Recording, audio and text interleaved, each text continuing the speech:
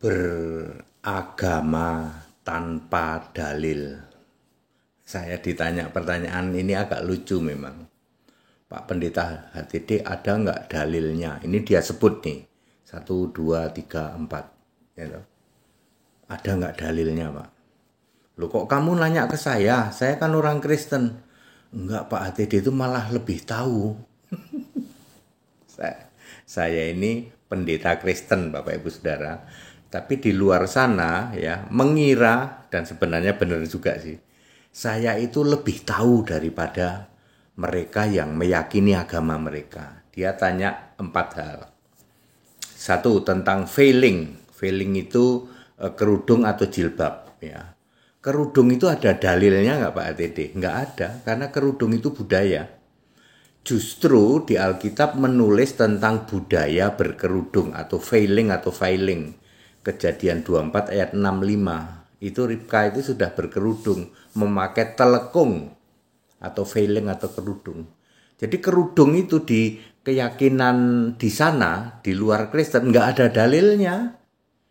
Tapi itu dijadikan syariat. Gitu. Siapa tidak berkerudung tidak masuk surga.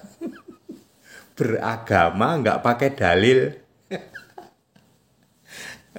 Ada juga mukalaf itu awalnya pakai topi ya toh. Pakai topi melulu. Sejak saya suka nyindir itu topi miring gitu ya toh. Dia ganti sekarang pakai kopiah. Soalnya apemnya udah dapat 2. Ya, ya seperti itu udah dapat apem 2 ganti pakai kopiah dia. Targetnya 4 katanya. Ya. Oke, 1 veiling. Veiling itu nggak ada dalilnya. Kedua, sunat. Siapa mau masuk ke agama kami harus sunat. Lah, tokohnya aja nggak sunat kok. Apa ada dalil sunat di tempatmu? Nggak ada. Tokoh kamu sunat nggak? Enggak, beda dengan Kristen. Ya, Yesus dibaptis, orang Kristen dibaptis.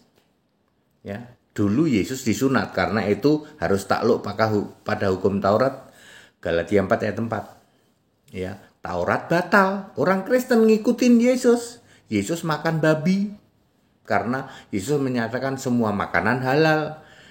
Markus 7 ayat 19 di-approve oleh Yesus sendiri di dalam kisah 9 ayat kisah 10 ayat 15. Ya, semua makanan halal. Orang Kristen makan babi. Orang Kristen tidak sunat karena Taurat batal. Ada dalilnya kalau Kristen. Gitu. Orang Kristen beribadah hari Minggu. Ada dalilnya. Kisah 1 ayat 13-14. Mereka menjadikan sunat sebagai syariat. Siapa mau beragama tempat kami harus sunat. Tokohmu sendiri tidak sunat. Dalilnya juga tidak ada. Itu nomor 2. Ya. Nomor 3. 3 kali apa 5 kali? Nggak ada dalilnya juga. Gitu. Kalau 3 kali ada, itu ngikut dengan Daniel. Di dalam Daniel 6 ayat 10, Daniel berdoa 3 kali sehari. Menghadap ke Yerusalem. Ya, kiblatnya Yerusalem waktu itu. Ya. Kok jadi 5 kali Pak sehari Pak? Ada dalilnya nggak? Nggak ada. Tapi dijadikan syariat. Kalau nggak 5 kali, nggak masuk surga katanya. Ya. Keempat, poligami katanya. Poligami ada dalilnya nggak? Nggak ada ya. Ya, poligami juga nggak ada dalilnya ya. Terus ya sudah itu saja lah. Ada yang lain juga ya. Banyak yang lain ya, beragama tanpa dalil. Ya.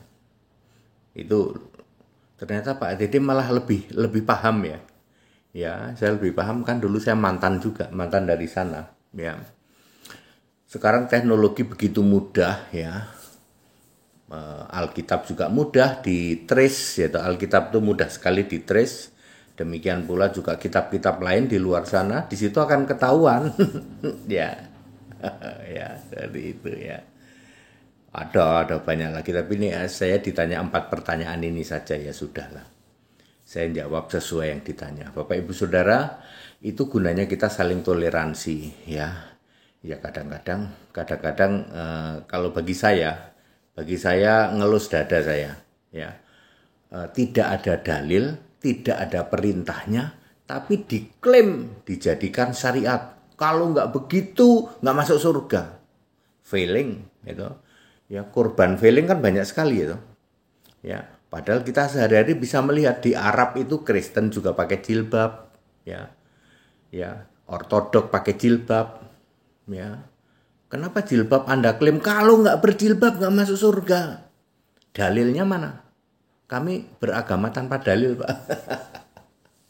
Sunat, ayo. Siapa bisa membuktikan ada dalil sunat? Ya. Sunat, kalau mau keyakinan kami harus sunat.